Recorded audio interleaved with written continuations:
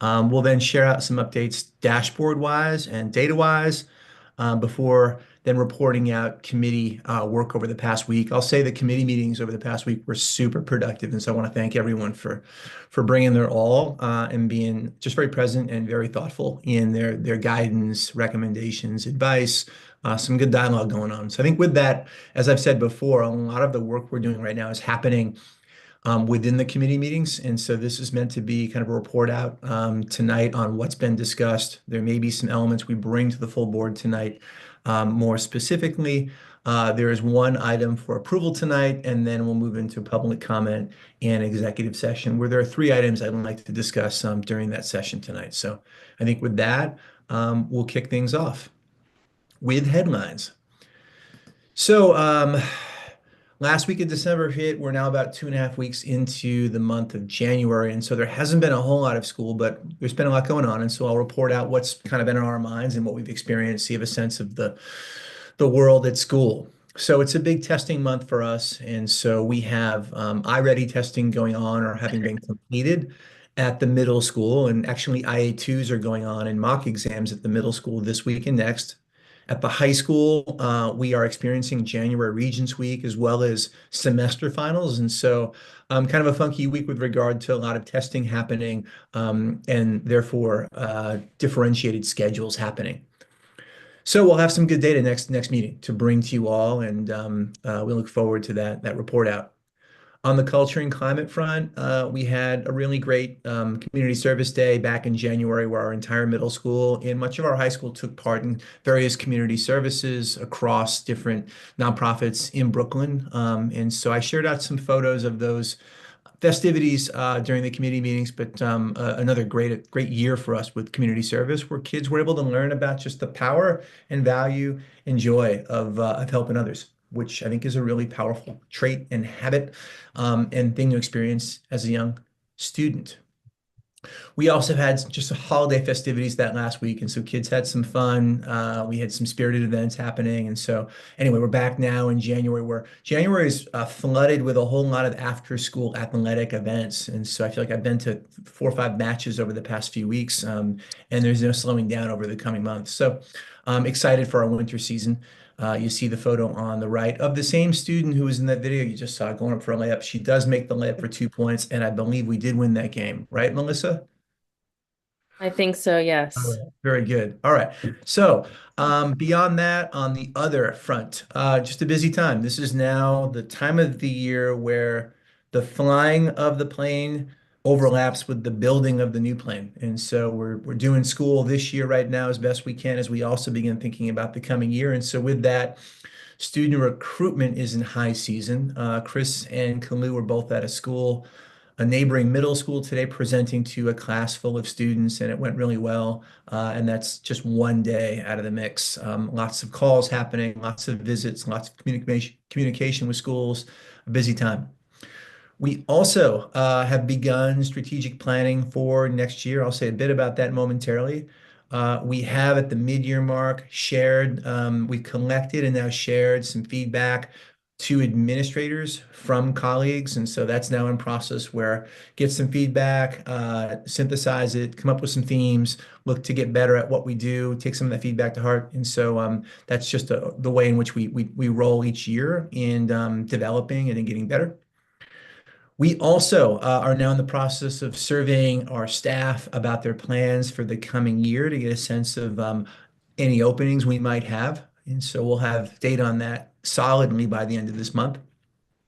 And then with that, the hiring season has officially kicked off for the coming year. So those are just a few of the things happening administratively at the school right now in January with that overlap.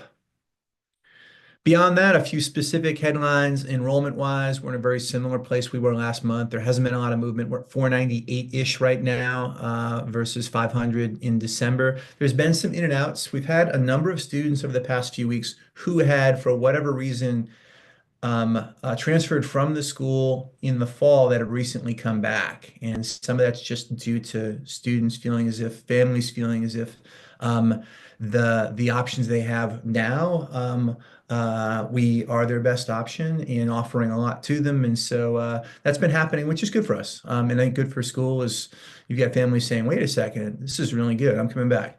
So families doing that more so than what we've seen over the past few months. And so that's where we are enrollment wise.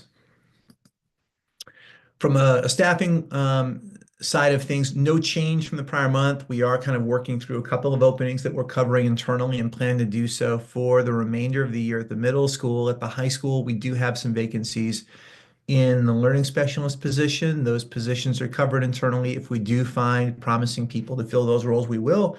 And right now, because we're interviewing for the coming year, there is, as a part of that process and discussion, the possibility of people joining us early and closing out this year and then returning and continuing with us in the following year. So that's where we are in the month of January, hiring and opening wise. So one update is I brought up the challenges of teacher certification that we faced in the past. So right now we are under a corrective action plan for that with state, and what that then just requires of us is the submission of our plan to address this and essentially have fewer of our people on staff who are not certified, who then gain their certification in New York State, and we continue on. We have the ability as a charter school to have no more than 15 uncertified teachers on staff who are then working toward that certification. We have significantly more than that right now.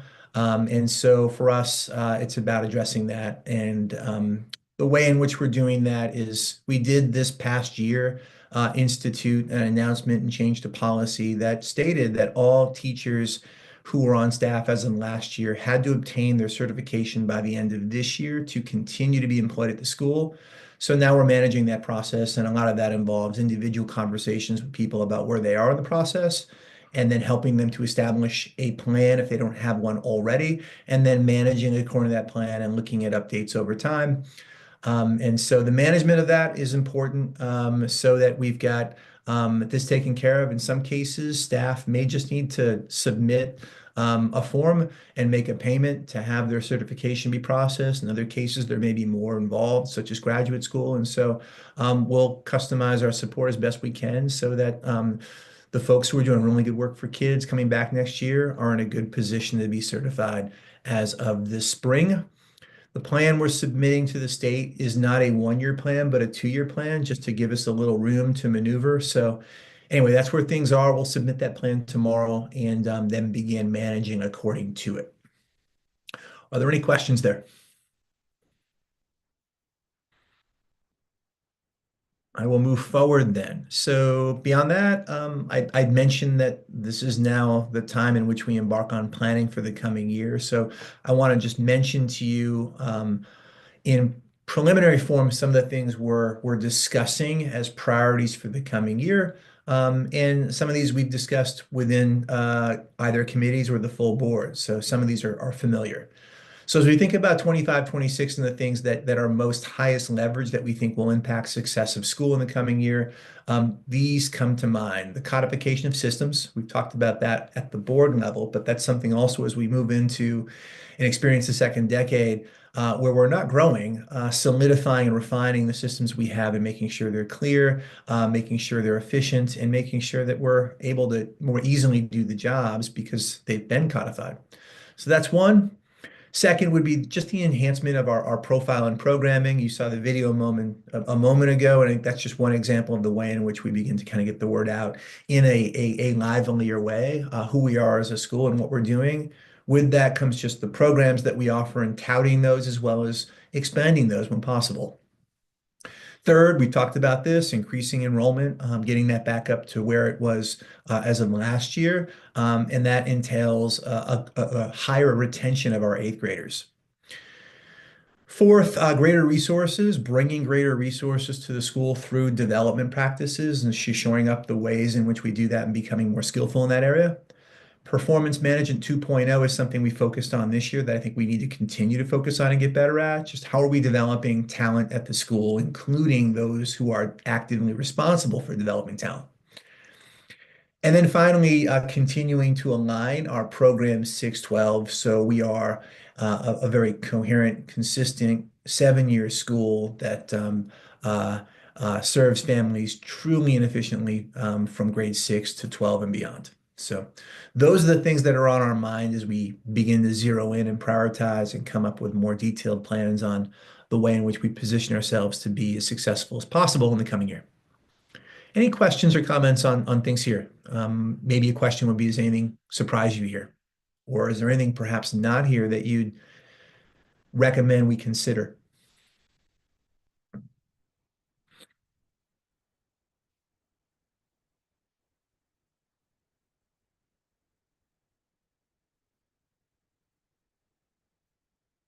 Okay, I'll move us forward. And with that, we conclude headlines and move into our dashboard. I give this to you just as a summary to give you a sense of the main indicators that we bring to the full board each month. Here's where we stand across these three categories of currently meeting, on watch or partially meeting, and then currently not meeting.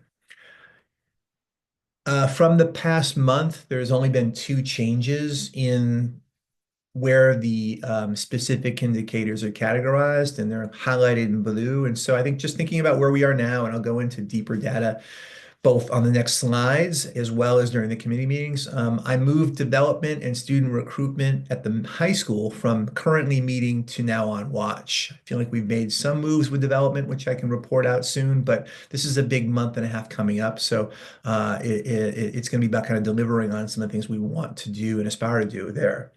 Same thing with student recruitment at the high school. We're in good form. We're ahead of where we were last year. And so it's about making sure that we continue on that upward trend so that we've got a full application pool come the lottery in early April. Um, Beyond that, everything is fixed. I'll move into some action steps specifically on the currently not meeting items momentarily. Are there any clarifying questions here as you look at this summary slide? Cool. This is the detail of what you saw in the prior slide. I'm not going to go into it today, but feel free to look at it on your own deck that was sent to you in an email yesterday. And so if there are specific questions folks want to pose out, feel free to do so. I'm going to move us on to just the actions that are taking place, again, specifically for those items that are either on watch or not meeting. They're summarized on this slide. There are two areas I really want to focus on here that I think were areas that were fruitful conversations during the SLC meeting last week. So I appreciate Jeanette and Ram and Misha and Juliana for their input here. But with student attendance at the high school right now, we're at about 85% overall.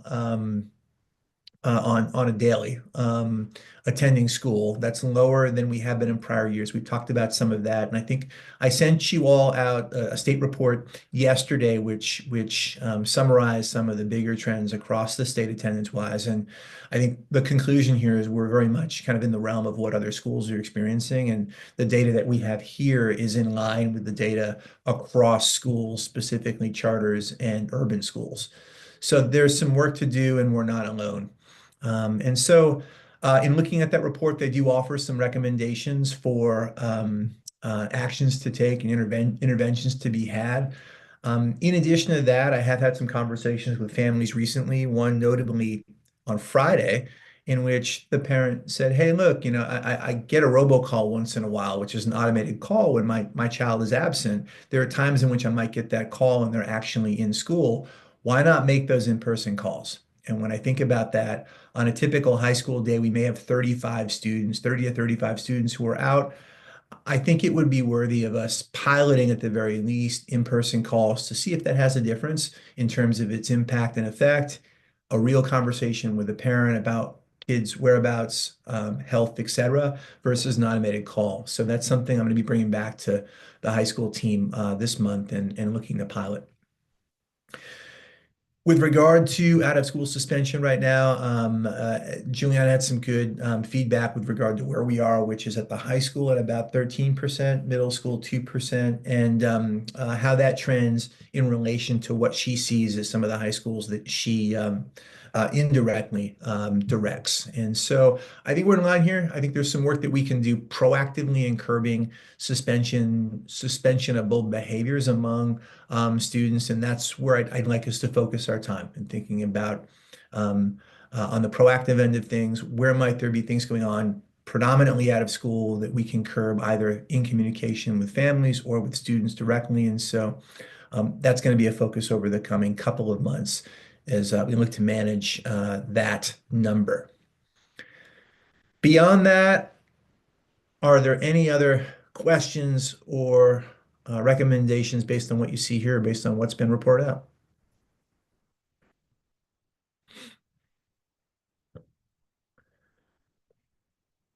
Great. So you have a sense of where we are with school headline wise and data wise. We'll now move into committee reports for tonight, starting with the Student Learning Committee.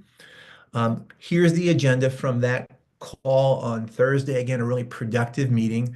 There is some overlap between what was discussed on Thursday and what we're bringing tonight.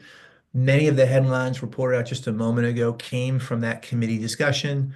In addition, there's some overlap between the academic dashboard of that committee and what is reported out here um, more generally with governance. And so the last piece we're going to bring the full board today is a truncated summary of a longer discussion we had around um, our data on reading and math growth using iReady this year. And so we have administered this assessment in the fall and winter, and so we have some growth data over time. And so Melissa's happy to share that out. So I'll hand things off to you, Melissa.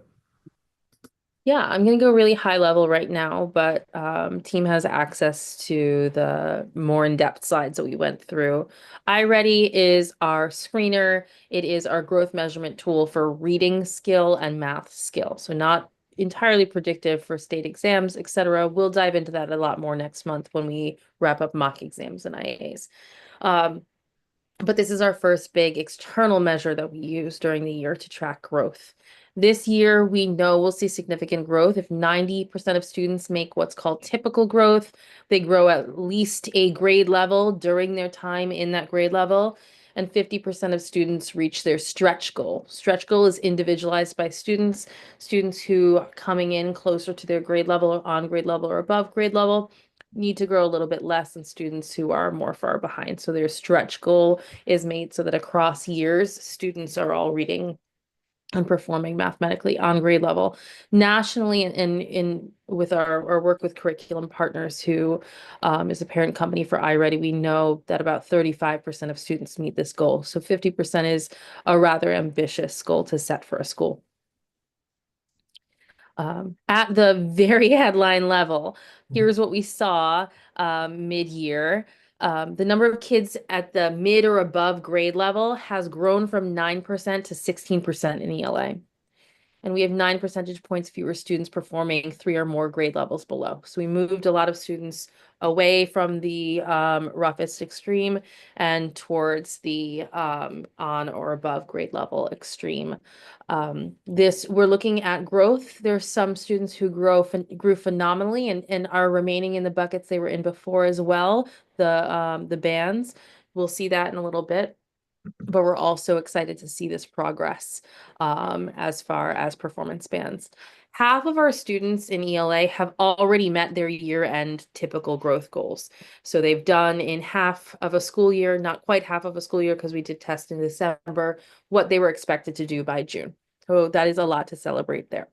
Um, Again, iReady suggested goal for schools is to exceed 100% progress to annual typical growth in a school year. So we should be at about 50% now. We are on track to far exceed that goal with 94% progress in December. We do still have about a third of our students who have not made that 50% progress towards annual goal benchmark that we want to see. So that allows us to focus on this smaller group in our tutoring time and in our courses. and gives us the data about who they are and what they might need. For math, some similar trends. The number of kids reading mid or above grade level or early on grade level. That those bands in the green when we looked at them at the beginning of the year, that's grown by 7 percentage points as well. And yet again, we have 7 percentage points fewer students performing in the 3 or more grade levels below. So we're seeing those performance bands move as well. 28% of students are over halfway to their stretch growth goals for the year, and 8% have already met those goals in math. Any questions on the headlines? I'm going to show just one really illustrative chart. I know we're not doing a 45-minute deep dive this time, but I have this one here. On the left, you can see our reading. On the right, you can see our math. What this illustrates, and it's a little lighter than I wish it was on my screen, is we're seeing the median typical growth for the year. We have growth quadrants, and then we have performance quadrants. Here for ELA, you can see that 2 of our grades, that's our 7th grade and our 8th grade, are in the lower performance area of the chart, and our 6th grade has moved into the higher performers. But both our 6th and 7th grades are off the chart as far as growth this year. So we're really excited about this. This is a tool that we use to look at growth. So we were jazzed to see that students are growing a ton in this throughout the year. We have some questions about our 8th grade who don't seem to be moving at the same rate. So I have, with the SLC, developed a couple of questions to interrogate a little bit more with what's going on there. Our initial hypotheses did not bear fruit. We do have our IAs this week, so we're going to compare those to see if that is similar. If we see that students really performed quite well on their IAs, then we'll suspect perhaps there's a motivation gap in our 8th grade, whereas our 6th and 7th grade was really motivated to try their best.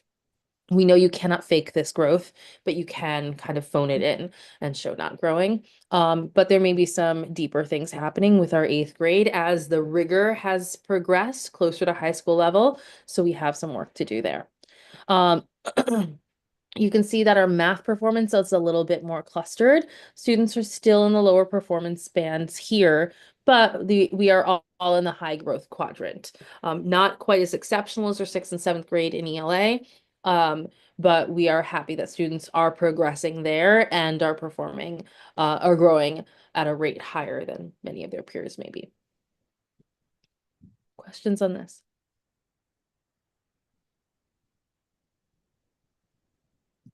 In addition to the 8th grade questions that I just voiced over, here are some of the next steps. We've shared these results with students soon after they took the assessment, and we will be sharing growth reports with families alongside report cards as well in our conferences. Last time we had a table available for families, and we're able to answer those questions.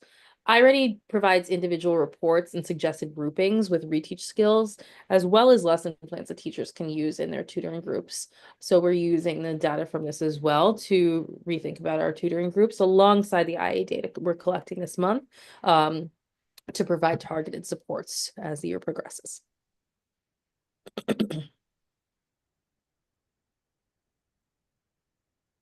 And that's it on iReady.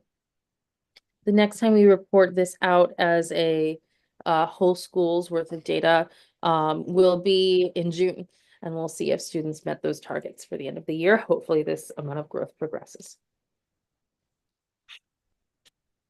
Great. Thank you, Melissa. And so with that, we'll move into a report out from the Audit and Finance Committee. I've highlighted those areas that I think are worthy of note here. So things that we discussed, Chris did a fairly solid analysis of where he thinks enrollment will end up over the year this year, based on historicals and predictions. And the idea is we're probably going to be very close to where we are now, maybe just shy of 498, based on historical trends. And so that was one point of discussion during that call. In addition, We talked about student recruitment, and there was a fairly deep analysis Chris also provided to the committee on recruitment, where we are now, where we're going. And one of the motivations for that, for this committee, was also to begin getting a sense of what budgetarily we want to be using as our basis for enrollment in the coming year to begin planning out things like staffing, et cetera. And so I'm going to show just one of the many slides that Chris reported out during that part of this meeting. And here it is. Chris, this is the last slide where we both have the conservative estimate as well as our target enrollment for the coming year. I don't want to steal your thunder. Do you want to take us through the targets and then the new actions that are taking place? Absolutely. So again, what we're looking at is projecting fall 2025 enrollment. My very conservative total projected enrollment for fall 2025 would be 474 students if nothing changes. But I'm excited because we also think we're in really good shape for new student recruitment and for students returning next year from this year. So our target 25-26 enrollment would be 523 kids. So what will get us closer to that target? So one target is we want overall retention rates closer to 80%. So our sixth graders moving on to seventh grade, our seventh graders moving on to eighth grade, our eighth graders moving on to ninth grade. We had rates closer to 80% during summer 2023. During summer 2024, we saw a big drop off. So essentially, we want to get back to where we were in summer 2023. How will we get there? We were collecting intent to return forms earlier, so we're going to collect them in April as opposed to June, and we're going to have dedicated one-on-one follow-up with families who might express that they might want to leave. We're going to talk to them, figure out what's going on, and address their concerns. Another target, we want more Unity eighth graders enrolling at Unity High School, similar to summer 2023, where we had almost half. Ideally, I would love to be closer to 60 or 70%. How are we going to bring up the amount of eighth graders continuing on Unity High School? Putting in place early commitment initiatives, including exclusive access to summer 2025 programming and field trips. And we're having direct communication with eighth grade families by school leaders with small group focused sessions. We've had these sessions in years past, and they've worked well. We're going to move forward doing them again this year. The three targets listed here is recruitment from the outside world. So we would love 256 grade applications by the lottery date, in addition to 200 ninth grade applications by the lottery date, April 1st. How are we going to get there? We have 3 dedicated call associates making direct calls home. This year, we have quicker follow-up calls with interested families to have them apply over the phone. So as soon as somebody expresses interest from that first call, they get a second call. And then we also have call associates started their work 2 months earlier this cycle. They started their work back in November, as opposed to years prior, we started in January. So we already have quite a large database of families that are interested in our school, and now the work is converting them over to applications and enrollees. We also have visits with additional feeder schools scheduled. We visited one eighth grade group this week in South Brooklyn. We actually have another one this Friday, and then another one next week where we're visiting sixth graders. So lots and lots of visits happening this month, early next month, building connections with rising sixth graders from other schools, building connections with rising ninth graders from other schools and their families.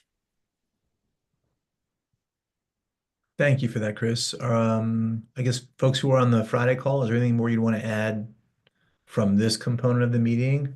Or are there any questions coming from other members of the board?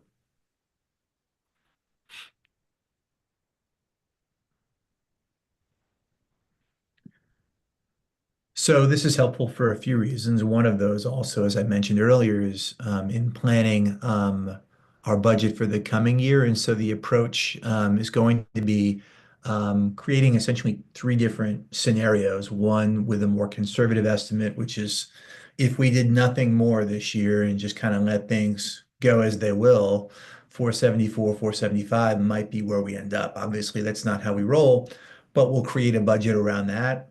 We'll create a budget at around 500, which is where we are now enrollment wise. And then we'll create a budget at 523, 524, which really represents our max Now, 85% of our max allotted enrollment, which is just an issue or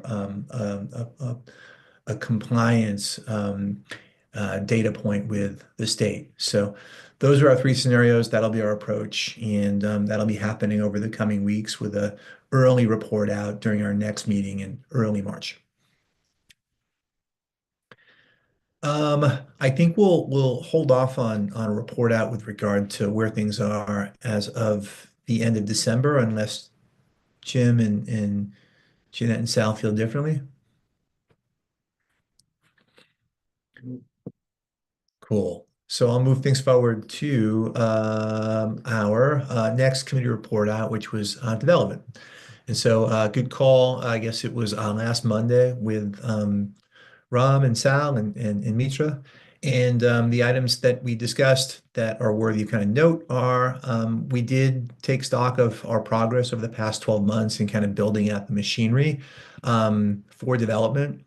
We then also debriefed on our discussion full board wise with Ken Paul last month. We'll be talking about that more during the executive session tonight. We looked at a draft calendar for development, an annual draft calendar, which is still in draft form. I'm not going to bring that to the full board tonight, but it's something that we're working on now, which came out of our discussion with Ken in December. So excited to kind of refine that and bring it to the board and then utilize it, most importantly, moving forward. And then I'll share out some goals now on where we are with regard to development as well as our next steps. So I think I'll just point out like there's been a lot that's happened, and so I want to honor that with development at the school and with FOMB. And so from the creation of a UAC, a council, to the establishment of a development committee, we've been consulting with an expert in development. There's been dialogue among board and that expert, which is healthy. We have had conversations philosophically and technically around development across stakeholders of school. We've got a new flyer out. You guys all have access to that. So we've got a donor flyer. There's a database that's been updated. We've got a development director position now existing. We've applied to a number of foundations for the first time ever.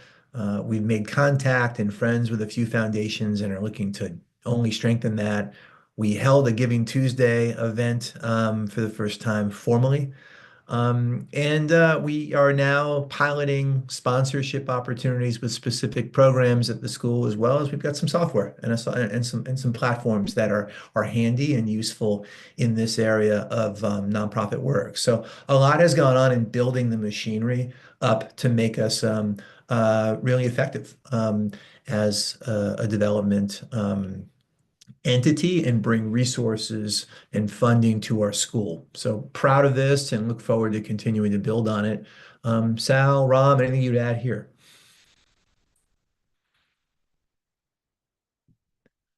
So I think with that, just where things are, bring it to the full board. We are looking to raise $600,000 this year, both through private foundations, public grants, and donations. At this point in time, we've raised about $185,000 through private donations and supporter donations. Some of those are 3-year pledges, and so they'll multiply over years. And so we've made some good progress. I think we're probably ahead of where we were in years past, much a result of the work we've done, and we've got some ambitious work to do over the coming months. And so that's the status of things right now, or as of the end of December. Any questions here?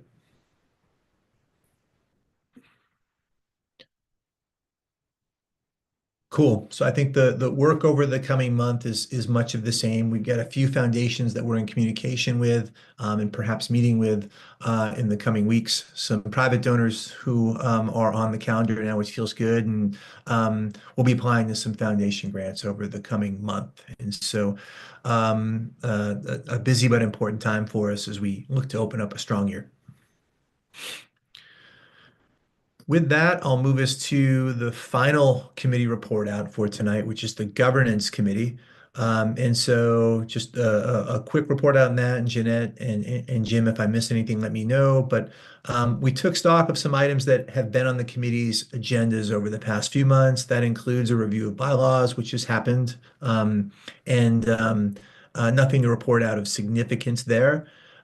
We also talked about just where things are with regard to new board members coming on board, which is exciting, and the status of that, as well as um, the write-up of a formal kind of onboarding process as we look to codify systems as a governing board too, including how we bring on new people and how we kind of clarify exactly how one is successful within this role. So that was one area of focus. And then in addition to that, we did discuss a timeline for the performance review of the executive director of Unity. Um, and so we talked about touch points there, and there was some good feedback. And then finally, and I think this is something which will be exciting and on the agenda of the full board over the coming couple of months, is we did discuss the merits of creating a multi-year strategic plan at the school. I brought a sample that I found compelling of a similar charter in New York City, and so there was some good dialogue on just what that might look like and how we go about it. A few specific areas is just given where we are right now, it might make sense to focus in on a 3-year plan. And we talked about the contents of what that plan would look like, as well as the process for designing it. And so um, beyond that, that's just an FY of something that is in the mix with the school and board. But I think the value here would just be around just clarity about where we're trying to go and what success looks like, not over 1 year, but over multiple years. So that's some upcoming work, and so some exploratory next steps here with the possible creation of such a plan. Jim, Jeanette, would you add anything to the mix from our call on Friday? No, except that if you could just circulate any information you have regarding to sort of samples, strategic plans, et cetera, that'd be great. Yep, yep.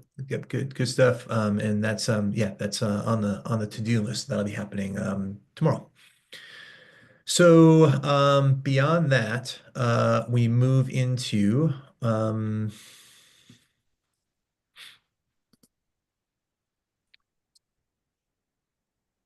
uh, board items and approval items. And so, Jim, I'll hand things over to you. And there's just one item for approval tonight. Okay, and do we have quorum? We do with Trudy here. I think she's still in. Okay, Yes. terrific. Trudy, okay, sorry, I had to go down. Hey, is everybody able to go to video?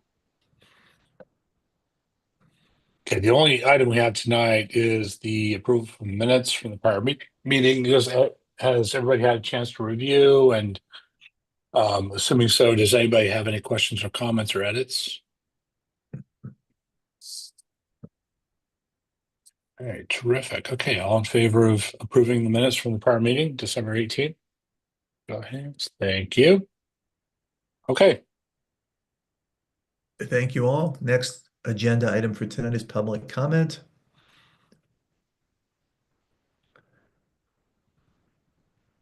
And so if there's no comment from the public, we'll move on. And so before moving into executive session, a couple of updates for the next meeting. It's going to be March 5th. Committee meetings happen the last week of February.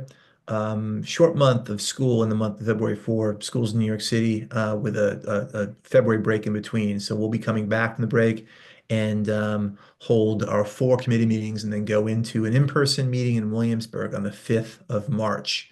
I know the weather's going to be warm. It'll feel like spring. We'll get some food afterward. And should be great to just reconnect with everyone, and actually in a few cases meet some people in person for the first time who are coming on to the board soon. So during that meeting, items of note for the agenda include we're testing this month, so we'll bring all of the results and analysis and next steps to the next board meeting. I'll provide some updates on alumni success at the school, which I think are positive and promising. Um, we will share updates on the planning we're doing for the coming year, as well as where we are with recruitment updates, both for students and for staff.